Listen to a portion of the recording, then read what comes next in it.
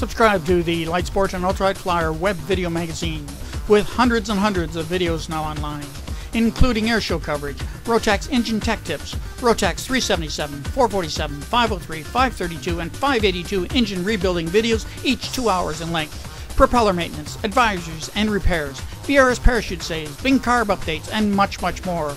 Get a yearly subscription at www.ultralightflyer.com.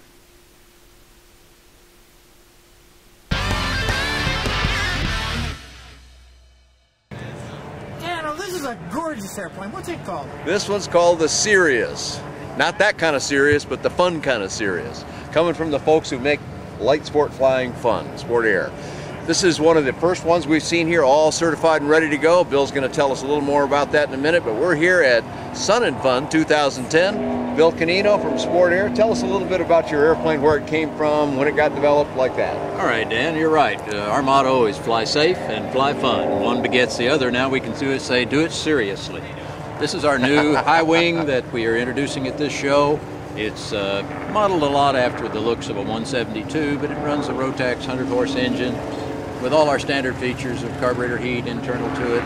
The airplane it really took 3 years of development, and we were pushing it all the time, staying on top of the things that our customers need, what we saw the market was doing, and what the airplane could do to performance.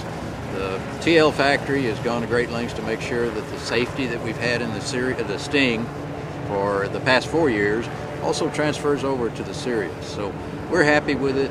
The engine is a standard now with a 2,000-hour TBO. The propeller combination and the engine work well together, and we're just pleased as punch. What type of construction is used in there? This is 85% carbon fiber, and the rest is fiberglass, or as some people say, a plastic airplane. But it makes a very efficient drag ratio. There are no rivets out in the way, so that's our answer to the metal folks that really like a metal airplane. But it's been made with carbon fiber applied in the right places. Now they've got a lot of experience with this too. This isn't a new experiment in doing carbon fiber in a high wing model. The Sting has been around for some years, and so this company now, TL and their US representative, Sport Air USA, have got both a high wing and a low wing, both done in carbon fiber. I don't know of another combo like that in the light sport space. We saw that the market needed a high wing that was a little bit slicker and maybe a little bit faster, but mainly it needed to fit our customers. So we've emphasized safety and convenience to make it fun, and this airplane produces both. In the design of the aircraft, the company went to great lengths to make sure that the control system, just like the Sting, is made up of push rods and ball bearings. There are no cables involved. So we have a very simple, easy to move control system that can either be, oops, it's tied down, there we are. That can either be moved by a single stick in a very natural manner, or by a rather nice yoke that's custom designed and leather covered with a push to talk on one side and autopilot disconnect or control wheel steering on the other. I understand that these doors, while they are wide open, can be opened under 60 knots when you're flying? Bill says up to 60 knots you can have the doors open. You know, for us old ultralight guys, that's just sweet. Sweet stuff. I'm afraid of heights. It bothers me when I do that. Oh, F-16 pilot, I think that was about right, but used to having all kinds of cockpit around him. But so let's put the cockpit around us here.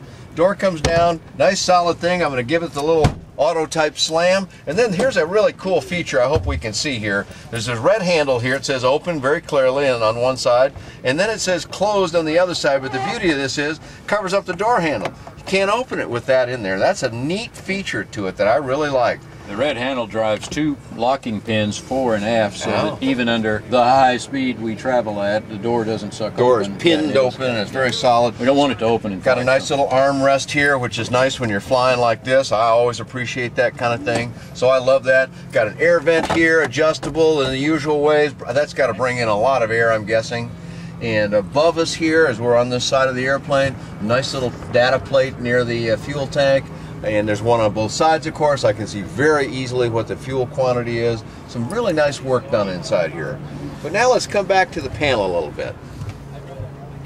As we look here, as we come down from the radio stack and the Garmin 696 and the other equipment that's installed here, we've got a nice center section here, and here's where our flap control is. And this has some neat features to it. Of course, up, down, and it shows you where the positions are very clearly with not only lights but graphics. I like that. But then I see auto and manual. What's that about, Bill? Well, there are 4 flap settings from 0 to 45 degrees, and the pilot doesn't have to be aware of where the flaps are going to. He just touches the button and it goes to the next level. If he pushes it down, it goes from wherever it is to the next level down. That's in auto? In auto. Okay, now in manual. And in auto, it also comes up the same way. Oh. And in auto, if you just hold it down, they will drive completely down. Oh, that's a nice setup. So there's a lot of flexibility in the auto section. The manual is very seldom used, but it's available so that you can get intermediate. You can infinite movement. The flaps drive only when the switch is down. The flaps come up when the switch is up. So the auto switch is already set for the flaps up, for the takeoff position, for the approach position, and for the landing position. And you can go from the full down to the full up with only 4 touches. Just touch the switch 4 times and you go back to your flying. Excellent. I like that. I've not seen that feature on a Lightsport before.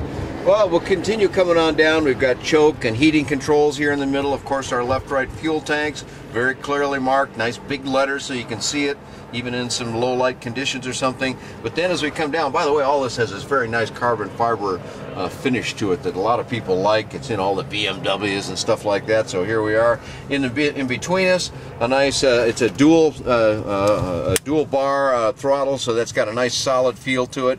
And our trim control, easily accessible for both pilots, and once again an armrest in the center. So this feels like a pretty comfortable airplane to be in. How long can you fly it? Well, we say 7 hours of your bladder, whichever comes first. But definitely not 7 hours for me. Well, I'll back you up on that. I'm a good wingman there. That's just an aside. That's pretty far. Typically, the Rotax engine burns about 5 gallons an hour, and we carry 34 gallons of fuel. So 34 gallons. So you do the math and come out the way you wish. Well, that'll take you wherever you need to go, and fuel left over when you get there, pretty likely. Well, so that's great. Given the loading, you can also carry 100 pounds of baggage in the baggage compartment. Very good segue. I was just going to say, man, there's a lot of room back there. Well, I'll hop out and show you the back part of it, but you're not limited by CG with the baggage back there. You're only limited by the weight limits. Really? So as long as you're within weight, you can't load the airplane out of CG. Kind of some of that old, what they used to say about the Beaver, that if you can put it in there, it'll fly. Well, I like to think of that, but within the 1,320 pounds. Within the 1,320 pounds. We'll be good. Now you guys have talked about all of this thing, the luxury items and stuff like that. But does this thing actually fly? Like, does it get up there? Does it? Oh, it has to fly too. It has to fly too, you know. Give me a little bit of the specs here on what this aircraft does when it's landing and taking off. Okay, a typical takeoff consists of an engine warm-up first and a check of the ignition systems, and then all you do is simply pull the throttle full forward and wait for 30 knots. You lift the nose, it'll fly off at 35 to 40 knots and climb out at 65, flaps up, and the checklist is done. It's a really simplistic. We go to some lengths to make sure that they're user-friendly and easy to remember. Landing is the same way. On downwind, you just level the airplane at the downwind altitude, bring the power to completely to idle, hold your altitude until 75 knots, set the first stage of flaps, continue to hold your altitude to 65 knots, and start your base turn. In the base turn, you set the flaps one more time to the approach setting, and which reduce is the third one down. Okay. You're just tapping that button, right. And then at 60 knots, you roll out on final and let the airspeed bleed to 55 knots. When your landing is assured, you tap the flaps once more and you go to 45-degree flaps all of the time, bleeding the airspeed down to about 50 knots. You'll touch down about 40 to 42 knots, and all without engine power. We're at idle during the entire approach. The airplane's slick enough that we don't need power. So, Bill, if we want to get some more information on your product line, where would we go? Our website is located at sirius.aero, SIRIUS.AERO. Come visit. And Dan, have you got any information on this airplane, or have you done a flight report on it? I haven't yet, but we're getting to that, so we're going to go fly here before the show is over, and that'll be available on my website, bydanjohnson.com or bydanjohnson.com.